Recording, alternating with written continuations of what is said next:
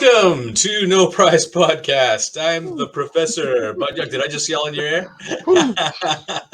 Bad transmitter. Welcome to Johnny the Machine Hughes and Lucas. What's going on, guys? I'm turning down the volume. That's what I'm doing.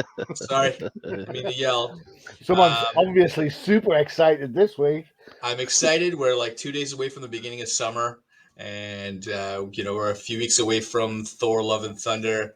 And, we'll see. We'll see what's going on. What's going on with you guys? How has it been the last couple of weeks? Good? Yeah, can't complain. Yeah, some good books.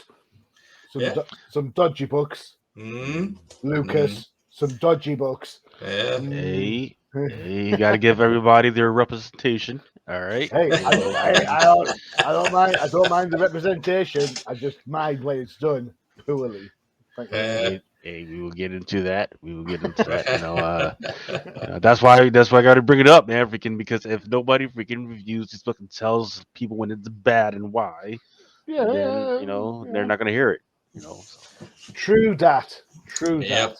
Yep. But I'm sure we'll keep everybody in suspense until we start talking the comics. But let's talk about what's going on with Disney Plus. We have two big shows going on right now. We have Obi-Wan. It's wrapping up next week. We're 5 episodes in, and we have Ms. Marvel that has just started, and we're 2 episodes into Ms. Marvel. But let's talk Obi-Wan, because there seems to be a lot going on. There's a lot of controversy on social media about Reva and the what's going on there as far as want to say bad Star Wars fans, or I don't know. So what do you, Johnny? I'm interested in your take on what's been going on in Obi-Wan, and then I'm sure we can talk about what's going on outside of the Star Wars universe.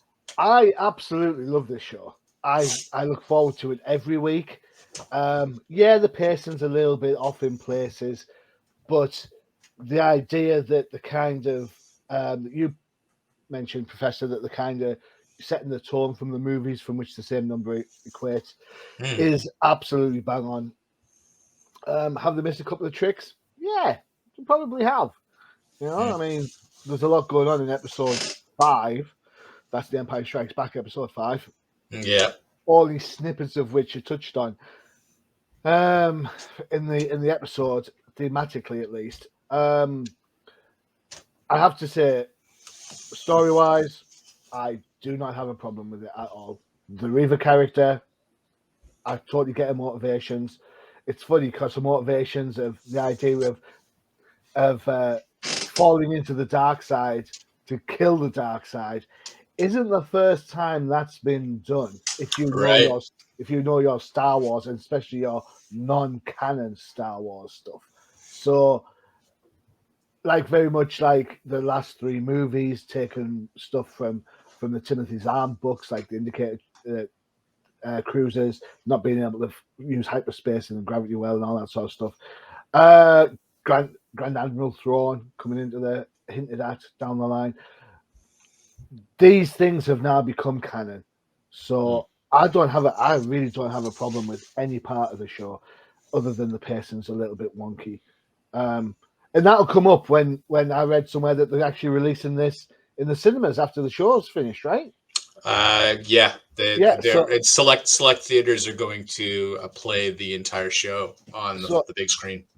And don't get me wrong, it'll look great on the big screen. It will. But I think that's where the pacing will start to show. Or it'll have to be edited to allow the pacing to speed up a little bit, in my experience. But I don't have a problem other than the pacing. I think it might suffer from the being in the theater, because it is an episodic show, so you have those breaks that might be a little jarring to someone that wants to watch like the entire thing as a movie. Lucas, I suppose it's like reading single issues in a graphic novel, isn't it? So. Yeah, for sure. Yeah, chapters. Chapters. Lucas, what did you think? So I would have. First of all, also give a shout out to all the fathers that are gonna have to sit through with their family and everything. Happy Father's Day to all y'all, and Juneteenth to all to all the people that want to celebrate the Juneteenth, because Kwanzaa was never a happy holiday for us. So, you had asked about what all the nastiness that Reverend was going through. Like, hey, what do we think of this, man? So, I think I talked about it in the last one. Like, hey, I like the way they did it. I like, because there were certain characters that are served for certain people. Revan was for, um, her demographic, right? They walked the dog on that one. Leia, as a child, there's all types. Hey, her demographic, they know what they were doing with her, right? Because her little always asking questions nature, they know who they were going for this one, right? So, but in the last couple ones, there's been more of a direct on and on thing with Obi-Wan and Anakin, right? Showing mentor to student and all this other stuff, and it kind of fell off on that one, right? Because I felt prequels actually did a better thing of establishing the relationship and all that, Um, the the only thing what are we missing? What are we missing? That we were missing from the Mandalorian, that freaking all of a sudden got everybody into it and talking about like the people who don't give a damn about Star Wars. We're missing a little baby Yoda, right? Because nobody, like, I understand that little Leia is supposed to be cute, but come on now, she's not going to replace baby Yoda. What about the little droid thing? No, nobody gives a thing care about that little droid thing, and I know for a fact that Disney was hoping that, because I've already seen the toys out for that Oh, little yeah. freaking thing. I call him the Disney droid. Right. I thought So that was BB-8, but now it's this one. yeah, I forget what the name of the little toy is, but man, there's Lola. Lola. yeah. So so at this point, right now, I'm asking, okay, what was this for? Because I know a lot of people are upset, right? Like, oh, you know they're kind of confused about the relationship with, hey, Darth Vader, he's had Obi-Wan within his sights a couple of times. Why didn't he freaking just go ahead and freaking do the deed? Why did he freaking keep him alive, right? um hey, why did he, he knew what Reverend was up to the whole time? Why did he just freaking dispense of her earlier than that? So there's all types of little complicated issues that if you don't read the comics, you're like, but because I read the comics all the time, I'm like, oh, well, it could be because he knows sooner or later he's going to need to do this, man. But what I was hoping for, and maybe it was just me, I was hoping for with the whole Obi-Wan thing, we would get more of an insight into the Jedi structure, right? Like, maybe, like, oh, he's gone away, but now that he's gonna try and freaking work on himself, this is how the Jedi work on themselves to make themselves stronger. Nope, we didn't get that. Excuse you me. know and maybe I was hoping, okay, well, if we don't get that, maybe we'll get more of an opening of the Star Wars universe and the Jedi's impact on the rest of the universe, right? Because triplets around along the way, they've been talking about slavery and their version of the Underground Railroad. Not much of that, right? It's just it's a complicated thing that I understand. I see Disney's vision, but everybody that's outside of it, that's outside of Star Wars, this was not it. This was not the thing that was going to bring more Star Wars fans into this. Um, and it's a shame. It's a shame. I feel like they had a lot of opportunities, and they just messed it up. But that's just me. Well, so I'm gonna say I'm a sucker because I will anybody wants to spoon food me any Star Wars anything, I'm all about it. I don't care if it's good. I don't care if it's bad. I think that the story that Obi-Wan Kenobi is trying to tell is a good story. It's like that fills in that backlog of 10, 20 years that nobody knew. They have pretty much, you can do anything they want, and I love it. And then there are a couple of things I don't like as far as how Disney Plus has handled Obi-Wan Kenobi for the last several episodes. I mean, they preempted the social media backlash against Riva before the show even started. So to me, that was kind of just asking for these trolls to come out of the woodwork and just pan the show. The other thing, a couple of things story wise, I didn't like about Kenobi. Not story wise. I'll get to the story wise part. They got Ewan McGregor to come back for the show. They got Hayden Christensen to come back for the show. They have John Williams doing the music. They have James Earl Jones doing the voice of Darth Vader again in his 80s. And I can't believe that they didn't put more of a budget into the CGI. I mean, we got a Anakin versus Obi-Wan spar battle in Episode 5 that was just incredibly awesome with the undeniable fact that Hayden Christensen looked like he was in his 40s. Like, they can't CGI the wrinkles. They can CGI Luke in The Mandalorian, and we can't make Hayden Christensen look like he was a teenager. That to me was unforgivable. I was watching that going, oh my God, what's going on? He's got wrinkles. he looks old.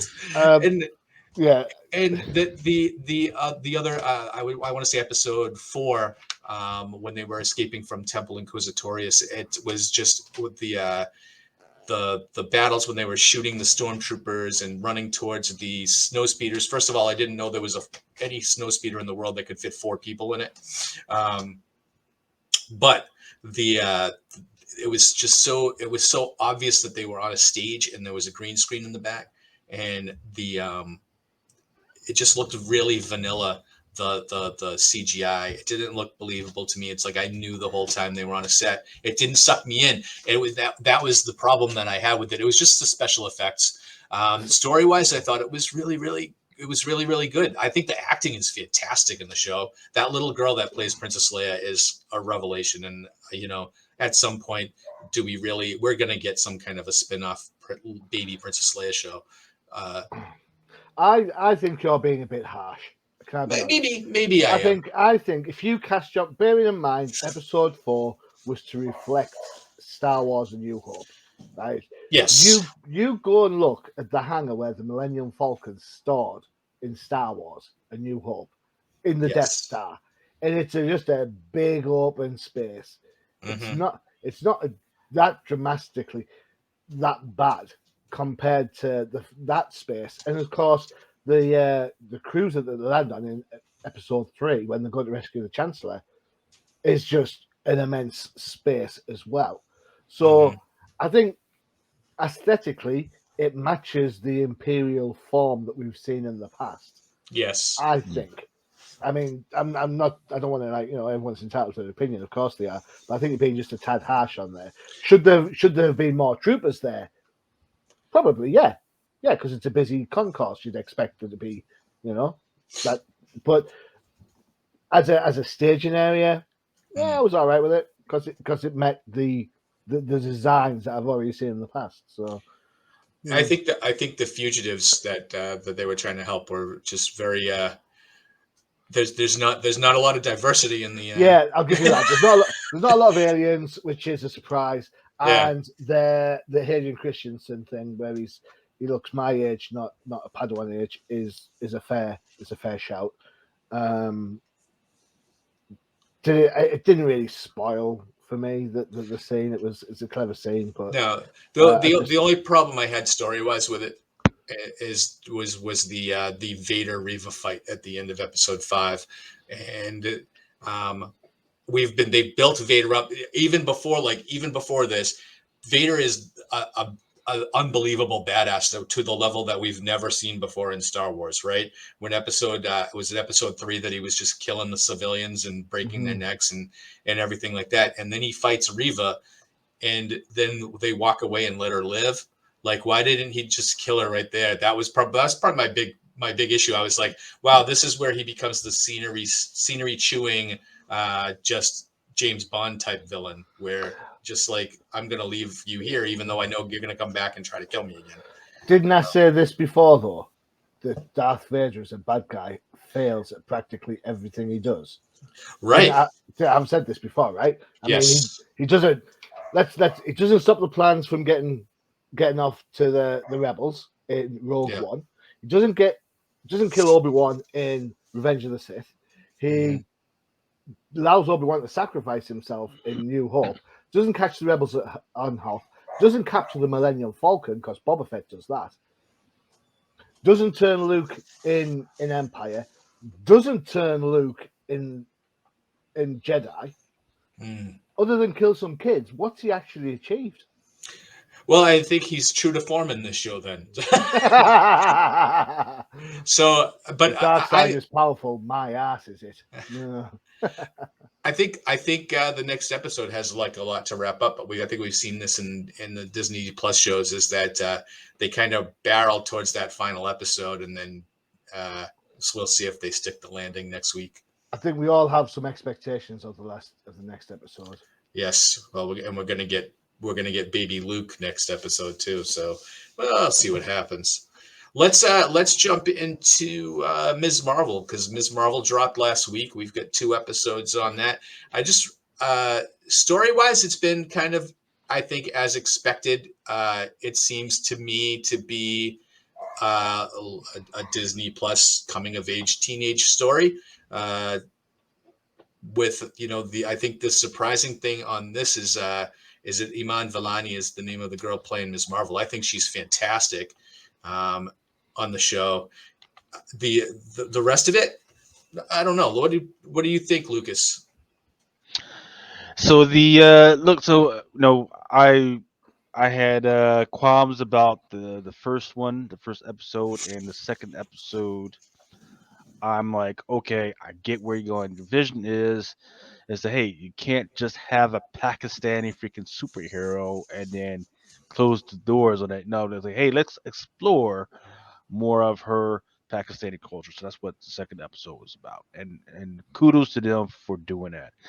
But it was inorganic. You know what I mean? We got, hey, here's Muslim this, Muslim that, Muslim. We got it like right in succession. Um, all all Muslim culture, all Muslim at all times and everything without any freaking type of context, right? And then we even got shots of her in the or in the mosques or in the masjid, right? Which was which is cool and everything. But once again, without that context of how that works for her as a superhero, we didn't get that. Um, there's several things missing, like the cultural thing of, and I could say this without any spoilers. Hey, you, and this is something I was always wondering about, why they do this in the comics, and I think I brought this up in the last one. It came up again. Why are you, as a Muslim girl, teenage girl at that, hanging around with some young kid, some young boy, without the presence of your family member? You're not supposed to be doing that, right? Parents are supposed to know where you're at, and there's a reason why in Muslim culture that's why that's a thing. It's because look, people kidnap young girls and do what they will with them, right? That's why that thing, you can't just, hey, oh, I see a young girl with a young boy, they're just hanging out. No, you got to freaking check on that to make sure that nothing untoward is happening, right? And they brought that up and everything, right? And everybody's like, oh, and I knew it was going to happen. Everybody was going to be like, hey, how dare they? Well, guess what? That came up. That hell came up. It was pretty interesting. So I'm not going to spoil it for you guys, since you guys haven't necessarily seen the whole thing. But I think that was interesting. You can spoil it for me. I'm not watching it, so it's fine. Oh, okay. Well, so the you whole don't want to spoil it for Bud. Bless you. yeah, I mean, well, the whole cultural thing is like, hey, it's so that we make sure that she, as a, I forget how old she's supposed to be, what, 16 year old girl, doesn't get kidnapped. What happens? She ends up getting freaking kidnapped. But she gets freaking kidnapped. But I think it's interesting the directions they're going. There's definitely, everybody's trying to understand what's going on. What are we seeing? Are we seeing connections to the Eternals? Are we seeing the connection to the Ten Rings? Are they coming full circle with that? Her acting and the acting of the full cast has been absolutely amazing, tremendous, freaking awesome. They've been definitely trying to tap into a young vibe, but I don't know how much of a vibe you can hold on to when you're using teen music from the freaking 90s. from when I was a kid. All right, like Mace. Hey, that was in the '90s, man. Nah, man. And I get that they're trying to freaking attract us, right, as older guys, but you're leaving behind the actual demographic that you're trying to attract, which is young folks. So get some young music in there. Because I was like, hey, man, I know all this. I know this, and I was like, oh, man, hold up, let me check out the soundtrack. No, there was no new stuff. So, um, but man, freaking, it is what it is. Like, and I think it's okay. I think it's okay. Um, she's not she's not going to be the head start or the freaking head of the Marvel movement at any freaking point, like Miles Morales. They're expecting Miles Morales to be. But her own little story is going to be amazing. Can't wait to see her join up with the rest of Miss Marvels. Johnny, why aren't you watching this past episode 1? It's not Miss Marvel. Is what it is. It's some Disney version of, hey, let's take the comic book and let's change some stuff just to make it more accessible for Disney Plus. Well, if I'd wanted that, I'd be watching that show, right? Don't tell me it's packaged as Miss Marvel. Yeah, it's got some elements in there, as Luke has mentioned, her ethnicity, her origins from a Muslim background. Totally okay with that. Absolutely fine with that. Actually, representation needs to be there. Absolutely, I'm with that 110%. But when you see how well the Kamala Khan in the Avengers game plays, how much interest Kamala Khan had in the Avengers and in her own comic book, and then you go and give me a show in which they change her power set, where they do things that you think to yourself, well, you might as well call this. It's like having a show called Spider-Man, and the dude flies and doesn't climb walls. Yeah. Why would you do that? Why? Right. Why? Well, it's interesting right now because the little genius freaking kid, her friend, did an analysis of the freaking Bengal. I guess they're freaking calling it.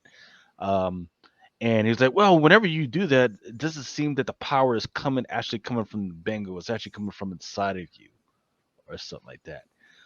So I think that might be a thing. Whereas right now we're thinking, hey, the power is coming from the Bengal, and then once she takes us off the Bengal, the power set's going to freaking change up and everything. I think that's what they're going for right now. Well, but why? It's why. Well, let's have a show called Obi-Wan, and let's not put him in it. I think what happened was when Ms. Marvel was introduced, they gave her the same power set that they gave Mr. Fantastic. But remember, Mr. Fantastic was kind of in limbo during when Ms. Marvel was introduced because they had kind of buried the FF and X-Men. Remember? Yeah, but so that's the same powers as Elongated Man and Plastic Man. It's not powers aren't like a copyrighted thing, right? Right. Otherwise, yeah. I mean, fair enough. DC don't have a wall crawling character, and Marvel don't particularly have a Dark Knight. Right, and it's kind of a backwards argument, right? Because I'm sure this is wise because they have the Fantastic Four coming out in a movie and they don't want to duplicate the power set. But eventually they're going to be introducing Miles Morales and they're going to be duplicating that power set. And that's, to me, it makes it doesn't make a lot of sense to me. But anyway, that's the reason why I'm not watching that. And also the vibe of the show is not aimed at me. It's not aimed at a 50-year-old bloke. So, well, I thought the show was cute. And we're definitely not aimed at me, but I do. The biggest element the biggest influence I saw in this show was the Spider-Verse movie, where they would kind of portray the thoughts of the character in either cartoon form and in this one it's like in drawings, but they animate part of the show to see. To kind of get to that audience too. But I will say in its defense, there you go. I'm not going to just bash it for bashing's sake, and I hope people don't think that I am. But I'm not. But my wife, Mrs. H, she's loving it. She's watching it. So there you go. But then my wife likes things like Teen Wolf. So I think it's very Disney or very Nickelodeon. If you think of like other shows like iCarly or Victorious or something like that, it's really kind of like that. but with superpowers and with the Marvel front. It's the Marvels of Waverly Place. Yes, kind of like that. And they. So what do you think about? Because I think I mentioned this earlier. So, but right before the show dropped, we saw I saw Sana Amanat, who created Ms. Marvel, if you want to call it that. That she was all over social media, and then she also gets executive producer credit on the show. And when I think of the other creators or creator rights, when we talk about other shows or other movies where we don't see, maybe they get a thank you and a handshake, right? Mm-hmm. We see Sana Amanat like super involved in this show. Do we think that this might be like the future of Disney Plus? That maybe they finally heard the creators or the creator outrage from the fans, and maybe they're kind of involving creators in this going forward? Or what do you think? Do you want my honest opinion? Yes. I think it's to do with the ethnicity element of the show. Agreed. It's to keep that in line. So and when I say in line, I mean on point, so it doesn't offend either way, to be honest. So that the Muslim elements are brought up respectfully, they're dealt with in a serious way. They're not just used for comedy value. Which is probably what's happened in the past. If you look at characters like Raj in The Big Bang, for example, he's just there to laugh at. His Sheldon gives more knowledge about his Hinduism than Raj does himself. So I think having that particular creator on this particular show works. That doesn't mean that Dan Slott is going to be involved in the Fantastic Four movie. Right. Well, that would probably be a good thing, but well, I'm just using that as an example. Yeah. Okay. All right. So let's take a break real quick, and we'll come back, and we will talk about some comics. Yes. All right. Yay.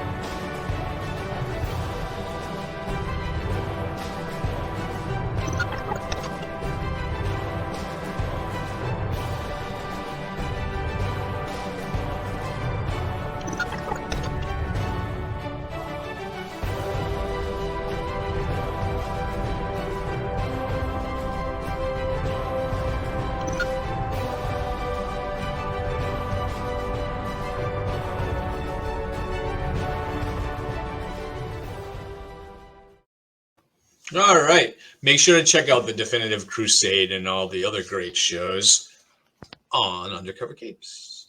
Yay. All right. So let's talk comics. I know, Johnny, you want to talk about last week's Amazing Spider-Man #3. All right. Yes. Excellent. So, Amazing Spider-Man #3. We talk about diversity. We talk about equality in comics. And this book harkens back a little bit. For years and years, people complain about Wonder Woman books. Yeah. She's always getting tied up. She's always getting in danger. She's always left to die. Well, congratulations, Marvel. You have now created a new fetish, spider bondage. No. All joking aside, this book is fantastic. The level of threat and menace that Tombstone exudes in this book is great. So let's do some shout outs. It's written by Zeb Wells, art by John Romita Jr., inks by Scott Hanna, colors by, I can't remember the colorist. I can't remember the letters either. So, guys, feel free to help me out with that. Give me a sec. I think it's Clayton Cowles, or is it Joe Caramanga's on letters? It's one of them. But the book reads brilliantly. It's the threat, and you can tell how in some ways that Spider-Man, or at least Peter Parker, has lost some game. I mean, there he is, all sort of hogtied, getting the tar beat out of him, and he's practically begging Tombstone not to take the mask off. And Tombstone's like, yeah, like I don't care who you are, forget it. Yeah, he's just not that interested. And I think that's really, really sort of intense. I was right. It was Joe Caramanga that was on letters. Yeah, and Marcio Menes on colors. On colors. There you go. That said, do you know when Nick Spencer took over Amazing Spider-Man? Mm-hmm. Yeah, we had a little bit of a thing going on. If I can just share a couple of images, please. Yeah. Let me just remove that one. Cool, excellent. So for me, Zeb Wells is doing the kind of same sort of thing, but he's doing it in a different way. And the way that I think that he's doing it, he's going for tone. He's going for tone rather than actual like content. So I've got a couple of images that I want to show you just for the grins. So first off, I've got this one. When reading this book, this image popped into my head. I'm going to show it. I know, just 2 seconds. There you go. There we go. Oh. I got it. All right, okay, cool. That one. Very, very reminiscent of this story, I thought. And then finally, another one. Would you like to remove that one, Lucas? Or do you want me to do that? Yeah, go. Just switch to your next one. And then my next one is where is it at? This one from Spectacular Spider-Man. Okay. Yeah? Yeah. See that one? Now, those two themes are prevalent in this book. How's Spider-Man going to get out of it? Well, I have a bit of an idea on how he's going to get out of it, to be fair. I think the hint of how he gets out was in the Amazing Spider-Man #1. But we'll see how that goes. I don't want to spoil it for anyone, but it's fine. I don't think John Romita's art has looked better, to be honest. I thought his art's been fantastic all the way through. I can't wait to see how this continues. For me, we all know the Sinister Six is coming, but that's going to have to go some to beat this, because this story is like tense upon tense, isn't it? They've man, Tombstone I never really thought of as a really great Spider-Man villain, and this series has been 3 issues in, and I already think he's up there now. Well, do you feel? Here's a question for you then, because I mean, I remember him around in the Spectacular Spider-Man series with Jerry Conway, right? Yep. So in the early days of Spider-Man, the Kingpin was always beaten on Spider-Man, right? Yeah, sure. Yeah, and Kingpin's just like a bloke, albeit a big bloke. Yeah. And Spider-Man was always like, I've got the cold, I've got the sniffles, I've got this. There's always some serendipity to get his ass handed to him. Mm-hmm. Don't you think that this Tombstone vibe kind of shows Tombstone as a replacement Kingpin for a while, especially what's happened with Devil's Reign? Yeah, no, absolutely. I think that they're giving him a huge promotion here. I think he's gonna probably lead the underworld along with Kingpin's son. Now, I think they might work him in there too. We could do with a good, We could do with a good crime war, couldn't we? We haven't had one of those for quite some time. Yeah. We haven't had one of those since Owl and Kingpin went head to head. Yeah. So and we have the Rose running around too, right? So I mean, we get the Rose versus Tombstone already in this book, and now you can introduce Butch and have him be the new Kingpin type character. And so get this out of the way, Sinister Six, and then come back to the gang war. Definitely. Yeah. This book. I was kind of surprised that when Romita came back on the book, man, it's just it's like old home week. It just kind of brings back so many great memories of just reading anything Romita does from my childhood too, when he was on X-Men, and Yeah. I mean his style is just screams Marvel to me.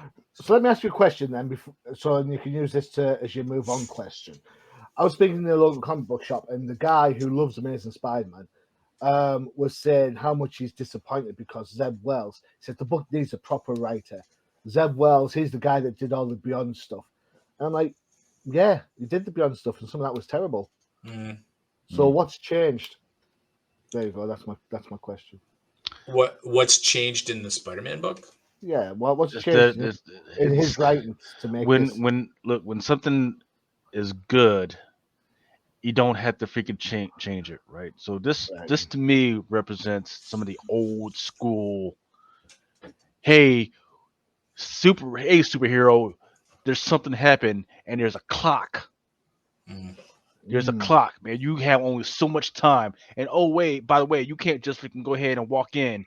You are bound and chained, and your freaking arms are broken, right? And there's too many guys for you to freaking handle, and you don't have all the information. Freaking, this is old school, and I love this, man. Freaking, that's the change. This is what I've been waiting for the last freaking 5 years. Since I've been on this freaking show. All the BS, freaking Amazing Spider-Man. There's freaking 20 covers per week of Amazing Spider-Man. This is what I've been waiting for. He finally got it right.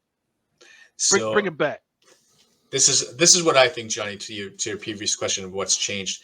I think that when you're writing, first of all, when you're writing Spider-Man, you're kind of writing as part of a team of Spider-Man writers, right? So you kind of have that summit. You go over, do what you're going to do for your stories, and you get your marching orders, and that's the story that you write. I think that there's a difference for when you're writing as part of a team to when you get, I guess, effectively handed the keys to the kingdom, so to speak. You know what I mean? Yeah. So now with Zeb Wells, who was I try to think, did he write Nonstop Spider-Man or something like that? He was on a couple of his Friendly Neighborhood Spider-Man, stuff like that. Yeah. So he was like kind of on the outside looking in, kind of maybe getting his feet wet a little bit, and kind of maybe getting handed his plots. This is what you have to write about. These are the characters you have to include, and then there you go. Here, I think this is, when you're writing The Amazing Spider-Man, you have the keys to the kingdom, right? You're the writer. You're the one directing it. We saw that with Nick Spencer. We saw that with Dan Slott. What you do in Amazing sets the tone for all the other books that are being written. I think with the Beyond storyline, that was a mishmash of a bunch of different creators trying to fill. I honestly, Beyond was a time filler. That was a filler event book between Nick Spencer and Zeb Wells. I feel that about Nick Spencer's run. You know what, Nick Spencer, but think of like Nick Spencer's before he got an Amazing Spider-Man. I mean, he was great on Deadly Foes of Spider-Man. Yeah. All those other books where Spider-Man wasn't the main character, and that was Kindred. Kindred has absolutely zero, and then the end battle with like, MJ faking a death because she's that good an actress. I'm like, are you killing me? You are absolutely physically killing me. And Kindred's one of those Spider-Man characters that we will never see again. They're not going to reuse him. Thank God.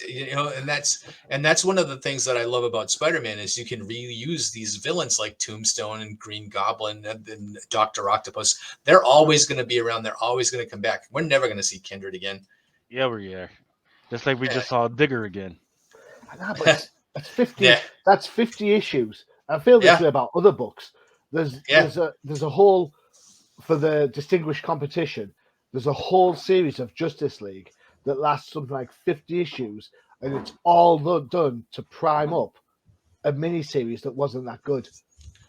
And I'm like, why have I wasted my money and time and effort for 50 issues of this book? Right. Crazy. Sorry. No, that's okay. Thanks. It was great for you to pick Amazing Spider-Man, even though the book came out last week. What did you guys? I'm sorry. What did you guys think of the little side stories? There's the little side story about the origin of Tombstone. Right? Well, and to be fair, the whole Janice and Robbie getting married. Well, I like the Jansen Robbie thing getting married because that adds weight to what's going on with the main story. I'm Right. intrigued about the guy paying the bill for Okay. and what his powers. Well, yeah, And that's Mary J's current husband sweet. or whatever you want to call him. And Right? but realistically, I could have done without the Tombstone origin. As I said, I was around the first time. I know this how he was. I know what a badass he was as a kid. Mhm. So I don't need to see that again. That is probably the only misstep in the book for me. But I understand that was back in 1980, God knows when. So that there's a whole bunch of readers who've left the industry now, so they need that refresh. So I'm going to give it a pass. To be fair, I think those subplots go towards explaining Tombstone as a character even more, and he screams the mob, right? Where he sits down with Robbie, and they kind of hash it out. They're like, okay, our kids are going to get married, whatever, blah blah blah blah. I think we need to bury the hatchet. And then in this issue, he's like, I'm going to just freaking kill Robbie. he always wants to kill Robbie. Yeah, but he's just like, I'm just gonna kill him because his son is stealing my daughter away from me. So I thought that was very, because I sometimes when you see the mob, any kind of show, they're all two-faced, right? They tell you one thing and they do something else. So to me, I thought that was a great twist. I didn't want to see Tombstone and Robbie kind of happily ever after. I thought that was kind of a great kind of ramp back up. But anyway, yeah, Amazing Spider-Man. If you're not reading it, what are you doing? You're not a comic fan. What are you doing? Let's jump into Fantastic Four, number 44, Legacy number 689. The Guilty Parties. Dan Slott is writing. We have a bunch of artists: Andrea DeVito, David Tinto, and Rachel Stott. So it's a kind of a jam issue. We got a color artist of Jesus Abertov and Joe Caramagna getting double duty on this week. This book is barreling towards the end of Dan Slott's run on Fantastic Four. It came out over Twitter this week that this is Dan Slott's final story, and that he is moving on to some other book that he hasn't decided to, hasn't revealed yet. My guess it's going to be some kind of Spider-Verse book, I think. But I think he's going back to this play in the sandbox of Spider-Man. Put him on next. Put him on Avengers. Oh, that would don't tease me. This book, so this story is the culmination of the last 4 years of Dan Slott's Fantastic Four series, and it reads like that because there is so much going on that this is not a jumping on point for new readers. This is a hold on to your ankles and hope that you've been keeping up for this entire run, because they pull stuff back out of old, like stuff that happened years ago is now coming back. Characters are just appearing that you haven't seen in months. We'll be talking a couple of weeks ago about MacGuffins and the MacGuffin verse of the Doctor Strange. There's so many MacGuffins in this book that be it the what if mirror or whatever they call it, the what if reality, the apex of reality and the ultimate nullifier. Yep, the ultimate nullifier and the Forever Gate, and just try to keep up. It's That's nuts. exactly how I felt. Yep, and it's every page is either a new character or a different type of a plot line. So Dan Slott's pretty much broken up the Fantastic Four. They're all doing their own thing, and they all have their own plot line going on. We have Mr. Fantastic, who has absorbed the knowledge of Uatu, and it's now killing him, and his brain has grown to unbelievable proportions, and he can now build Forever Gates, and he's going to be able to try to save the universe. But also, it has also taken all the emotions out of him. The funniest parts of which is his dealings with Jack of Hearts in this issue, which I think is just kind of funny. We have the Thing, who had been prophesized over a year ago that the rapture from the reckoning is going to be the one that kills the Thing. And now every time they meet in this book, you think that this is the moment that either she's going to kill him or something's going to happen to him that's going to change him. And we've seen it, right? So we've seen he's got this big scar on his chest now, and he gets in a big fight with her this issue that hasn't really culminated yet. You have the Human Torch, whose powers are now uncontrollable, much like the Thing. And he's gone around and amassed an army of basically every other character that has appeared in Dan Slott's run, be it the Kree, the Skrulls, the Guardians of the Galaxy, and I can't remember the name of the other group that his wife, everybody. So you just name it. He shows up with the world in this at the end of this issue. You have Invisible Woman who's running around with Nick Fury and the Watchers, and then you have it's She-Hulk. Yeah, She-Hulk with Jack of Hearts. So there's a long list of characters in this book, and if you haven't been paying attention, it's too late. so there's a lot going on, and I think Johnny, I think you said it was chaotic. Yes, I did. It's chaos personified. Yes. So but there's a lot happening on every page. We have Silver Surfer and Galactus showing up, and Galactus is in some kind of combination of the Destroyer armor, and of course they've resurrected Galactus after Thor killed him. So now he's just time. It's nuts.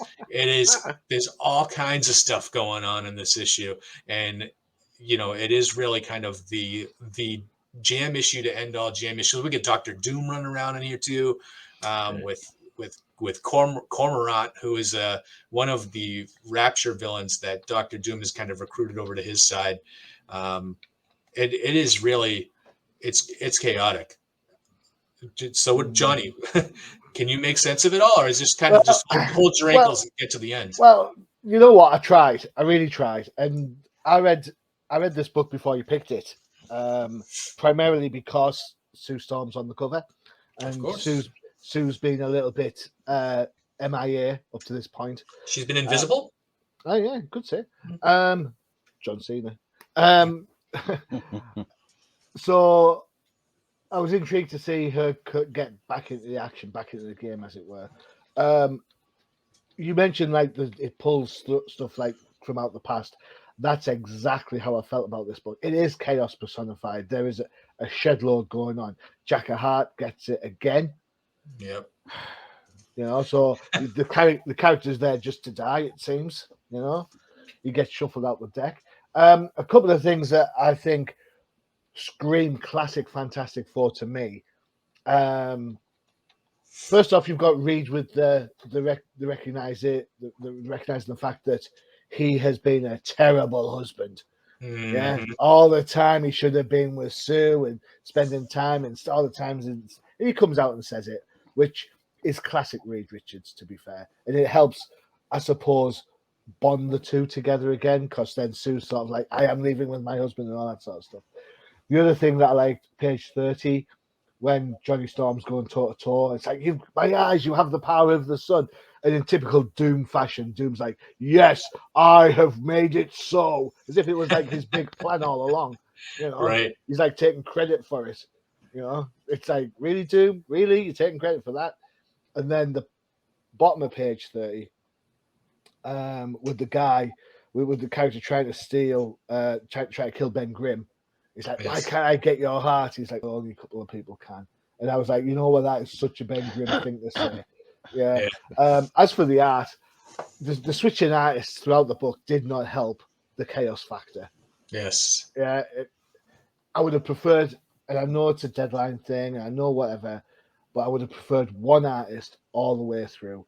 Because not only do you have lots of stuff going on, you've also now got to deal with lots of stuff happening to characters that don't look like the same characters that looked like the page before. And that really just distracts you. It's like, whoa, distracts your eye, pulls you out the story. I'm sorry to see Slott go. I think his Fantastic Four run probably hasn't been as fantastic as he would have liked. For me, it took a while to get going. The marriage of Ben and Alicia and the honeymoon issue were probably my favorite ones. Yeah. So, and of course, the whole Johnny getting his powers amped up was probably a close second. But no, I'm going to see him go. I'd like to see how this ends out. You know, with all the MacGuffins, as you say, going on. There's when you read the book, you take it in the first instance, you feel it's like the Spider-Man book. You feel the end. It's like, oh my god, there's a massive threat. But as you said, there's this MacGuffin, that MacGuffin, the other MacGuffin. There's a MacGuffin of MacGuffins. It's like there's umpteen different ways this can play out, and everything be exactly the same way it was before. Yeah. Oh, you know that the way they fix everything is the what if Apex realities, yeah. Yeah, because they're going to turn it into a big what if. Lucas, what did you think of this book? Go ahead. I mean, look, you guys hit it out of the freaking park, man. You said everything I was going to say, man. And then you cycled it back to the Apex realities, right? Because Jax of Hearts, he's dead, supposedly, because they needed to use his zero energy to power the Zero energy, the other MacGuffin. But I've already seen comic books with him on the freaking cover, so I know this is not his end right now. Well, they're building him up into the +1 on She-Hulk, right? Right. So maybe they dip into the Apex realities where he's not dead or something crazy like that. Also they dip into a reality where Reed Richards doesn't have a crazy ass head, and because he's supposed to die in like 9 hours or so. Once again, that time clock. Got to keep that time clock going. Flash! I love you, but we only have 14 hours to save the Earth. I agree with Johnny when it comes to. I love the fact that there's because Franklin Richards, he's been having a problem with his powers. Now hey, well, once he's in this area, his powers actually come back and they're amplified. Love that. But man, freaking, it was I had my doubts about the Reckoning War, but it had a lot of freaking points. It introduced us to a lot of characters. It actually had a lot of really great story. It put what their purposes were, and the only thing is, like you're saying, is this going to stick? Like, is any of this stuff going to stick? We don't really know. He says so. Dan Slott says if you need to follow him to the last ride, his last issue, and there's something happening, I guess, that's going to be huge. So I would like to, since it just came out this week that Dan Slott's leaving, I just wanted to thank him because there's not a lot of people that really get the Fantastic Four at their core is a family unit, and a lot of that drama that comes out of being a family, and that sometimes gets lost in the shuffle with what they have to do with the superheroes, supervillains, and all that stuff. But I don't think Dan Slott ever lost sight on the fact that this is a family going through family things, and this just happens to be what they do is Very good point. Travel the universe, and he did this. He finally had Ben and Alicia getting married. It gave them a couple of kids, so that increased the family right there. You have Human Torch dealing with his thing, bringing back She-Hulk into the fold. Really, I think helped the book because She-Hulk was a member of the Fantastic Four for me from when I first started reading comics. So she's always part of the family as far as I'm concerned. So bringing that back together, it's great. And hopefully what he has set up over the last 4 years continues with whoever they have coming on to the book.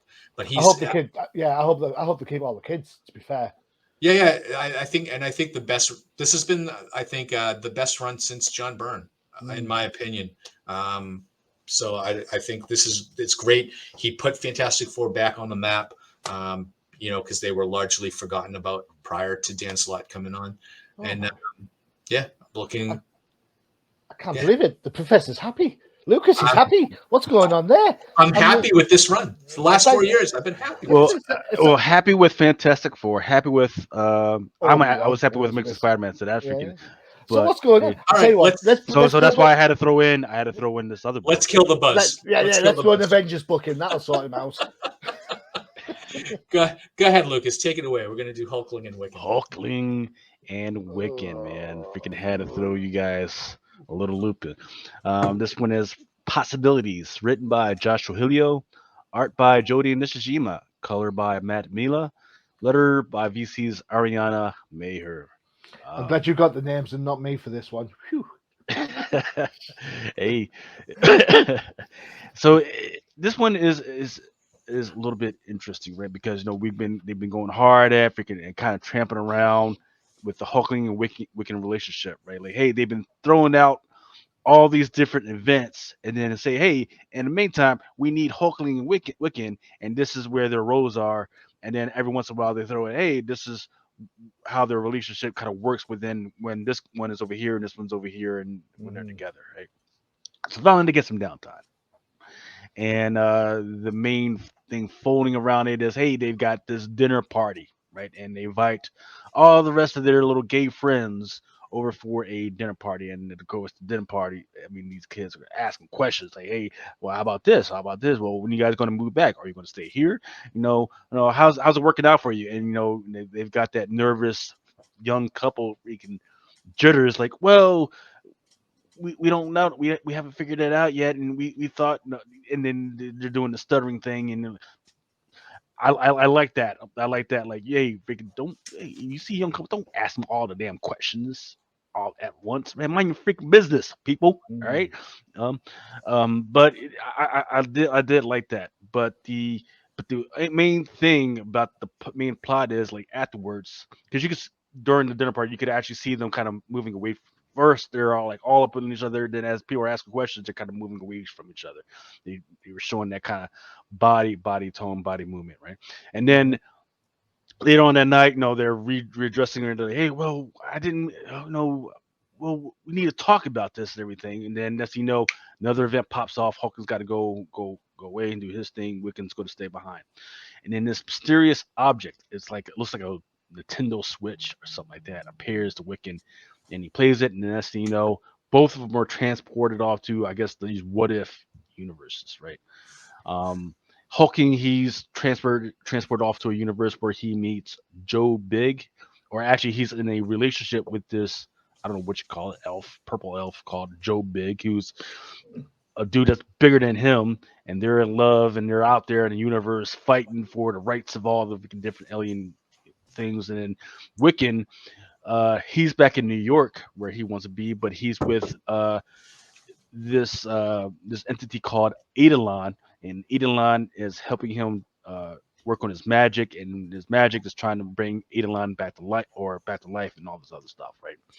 And once again, they're in love and they're in a relationship as well. The the but every once in a while they get this little thing like, hey, this is not where I'm supposed to be. So eventually they make it back to both Hulkling and Wiccan make it back to each other, and then they realize, oh well, and then that's it, the end, right? And then it turns out that it was Agatha all along, So, right? Um, so so here's where first of all, I don't know who told Josh Trujillo that that's what gay people do all the time is freaking just have dinner tea parties and shit. They need to freaking Mhm. walk out of that thing. And then the other thing is like, hey, okay, they were in a mental relationship with other freaking people.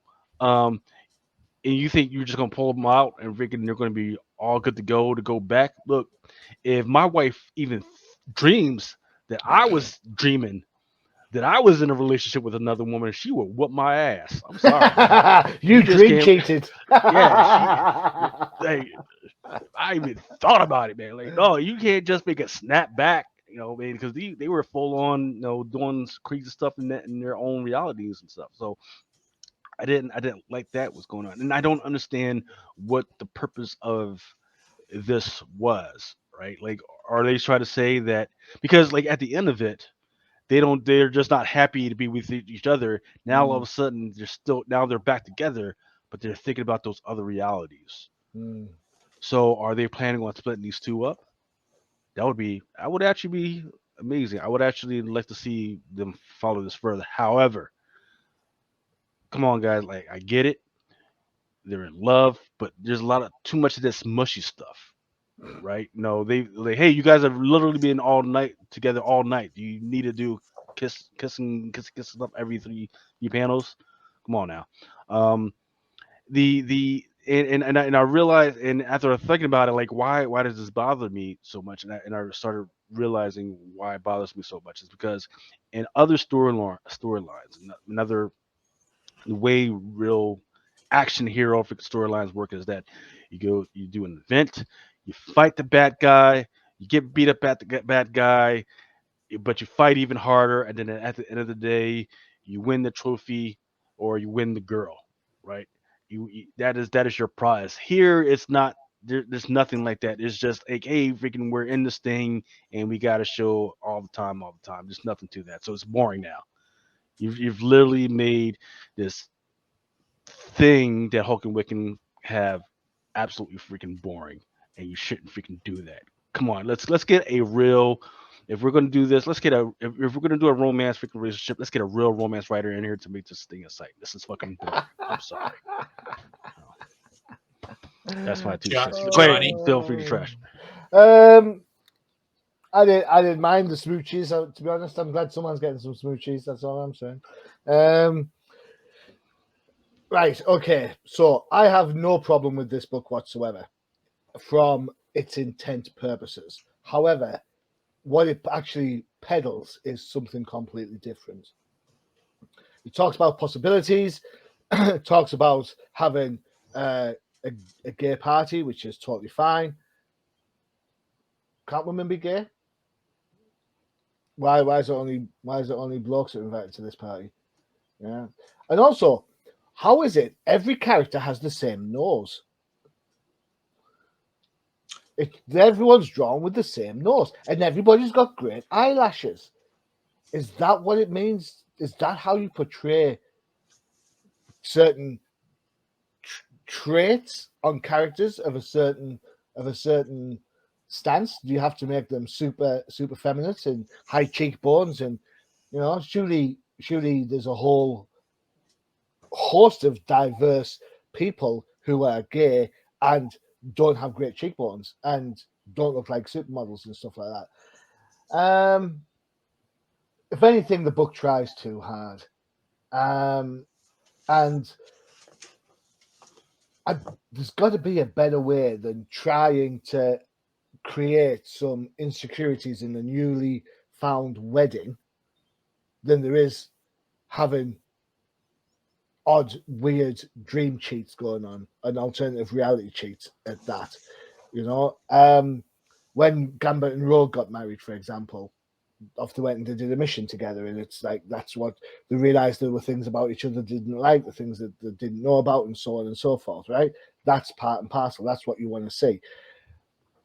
I can't believe that this was that the Agatha Harkness dream thing was used to try and build on that. I just think there's better ways of doing it. You're in a party, for Christ's sakes. What happens if Wiccan looked at Bobby or Bobby looked at Wiccan? Or those are the types of insecurities that you want. Lucas is right. You don't want an action story trying to corral the emotional aspect that you're trying to show on here.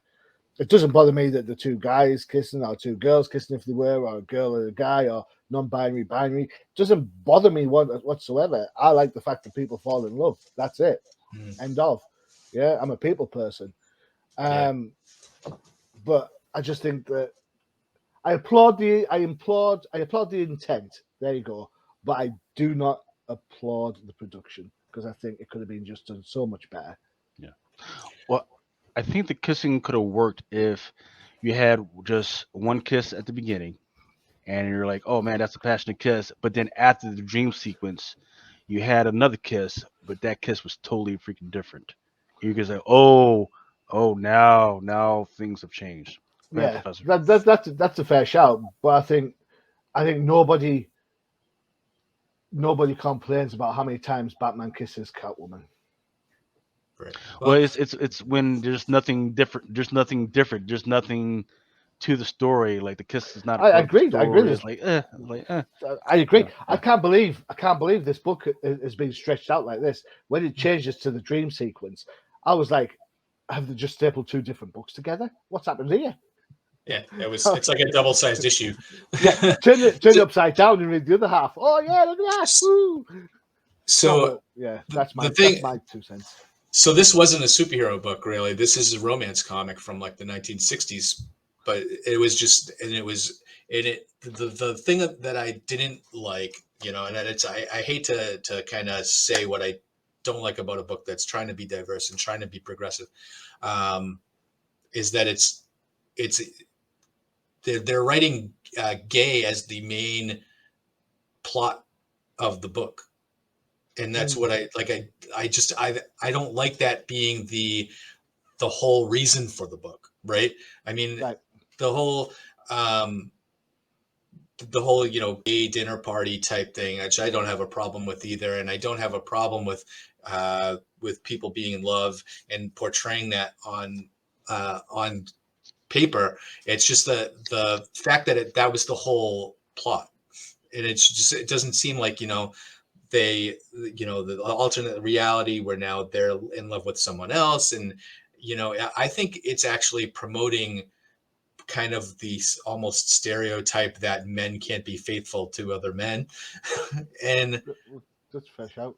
and the other thing, like, and of course, I mean, I don't know if it was meant to be that joke at the end where they hate pie, and I was just kind of groaned at it because it was like, obviously, but I think it was, you're right, I think they were trying too hard. I didn't think that the art was that great.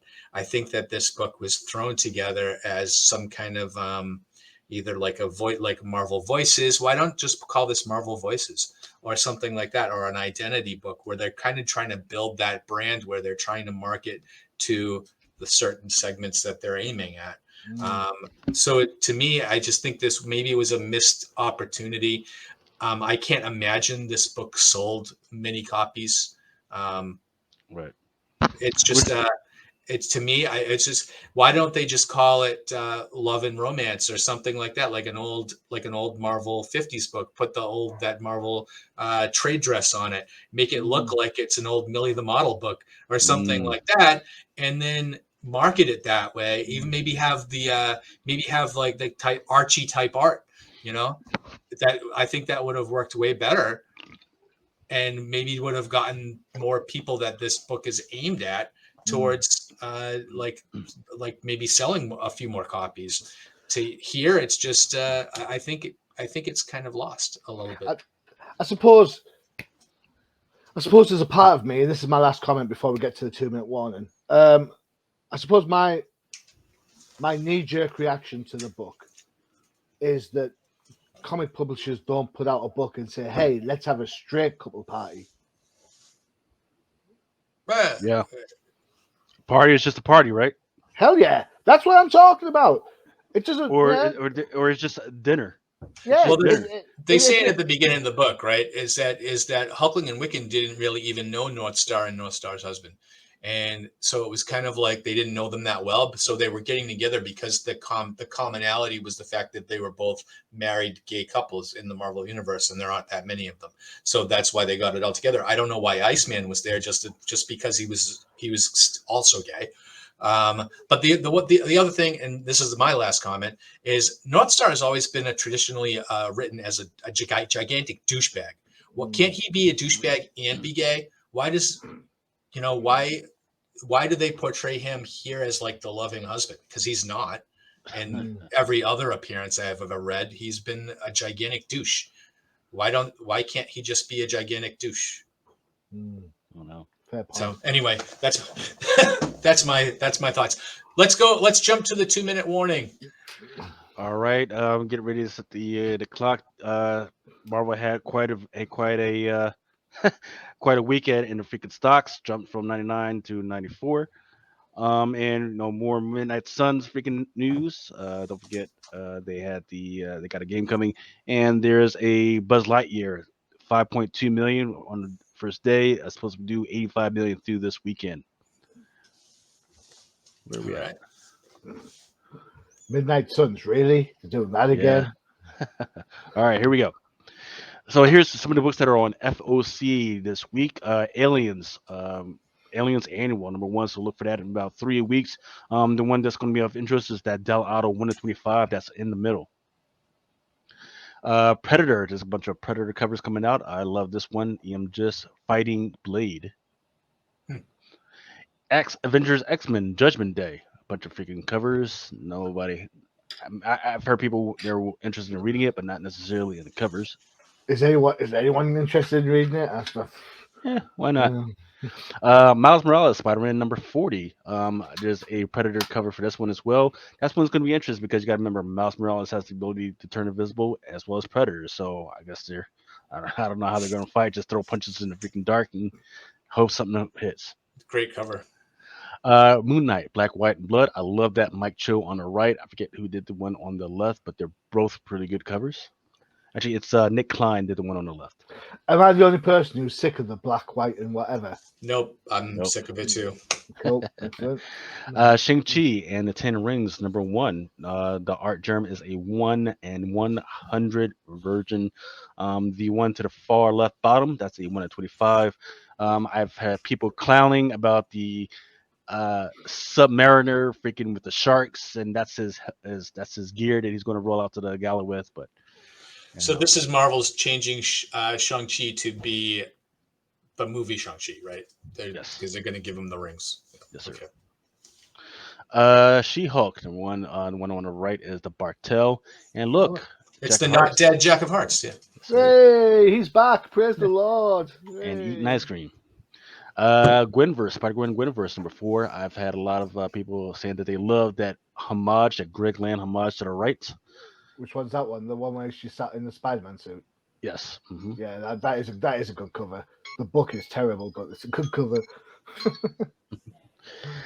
Star Wars. I personally love the one to the left. Everybody else loves like that one. I love the other ones. The ones that have been popular and really selling has been those Star Wars Choose Your Destiny cover. That's the one with the lightsaber on it. I liked Walking with the Atats. There you go. Yeah, that one's good too. Star Wars Han Solo and Chewbacca, another Choose Your Destiny. And then the Han Solo Chewbacca Black Current Stand, that's a 1 in 25. Why would Ahsoka be on a Han Solo and Chewbacca book? I guess they're just using the art. You know, Yeah. they've Nick, I forget who's it. Yeah, they just reminiscent of the action figure covers from a couple of years ago. Yeah, but you make it hard or chewy, right? Yeah. The Marvel is number 12, 1 in 25 by Reese. Please keep an eye out. Yeah, keep an eye out on the Warbird. She's had some interesting things. Her first appearance was in number 1. Mm-hmm. She's half Shi'ar, half Wakandan, and then all of a sudden in the last issue they found out that she actually has Omega type freaking powers. Yeah, and that's the last issue of the Marvels too. Sure. Venom, Lethal Protector, number 4. John Boy Myers on the right. Excuse me. All right, here's the stuff that's coming out this week. Today, as this is coming out today. Defenders Beyond number 1 is a 1 and 25 by Garbe. Maestro World War M number 5 design variant. Marvel Voices Pride number 1 Bartel. Knights of X number 3 Miguel Mercado. Is that a word bubble on the cover? What the heck? Yes, it is. That never happens anymore. Yeah, you notice this is a homage to Beauty and the Beast. I was going to say there's Beauty and the Beast vibes in that one. Miles Morales Spider-Man number 39. Just so you guys know, this one is going to be very short and allocated, so not all the retailers are going to get this one. Who's the character? That's supposed to be Jessica Drew. Black Widow. Black Widow. Sir. I suppose, yeah. And then this cover as well. This Maestro World War M is going to be short and allocated as well. Then there's Hulk vs. Thor Banner of War Part 1. And then one that's already sold out at a lot of retailers is the Silver Surfer Rebirth number 5. Scroll variants. I like that cover. Yep. And then that's it, gents. All right. Well, hey, we ran way over today. So I'll blame Obi-Wan. All right, so be with us for the next episode of No Prize Podcast. We'll be roaring into the summer. It'll be our penultimate episode before Thor drops, and I think we'll be talking about that too. So, and we'll wrap up Obi-Wan. We'll probably be close to the midway point of Ms. Marvel if Lucas watches it. Maybe we'll talk about it. Of course, I'm going to watch it. Love this stuff. All right, so until then. Peace. Adios.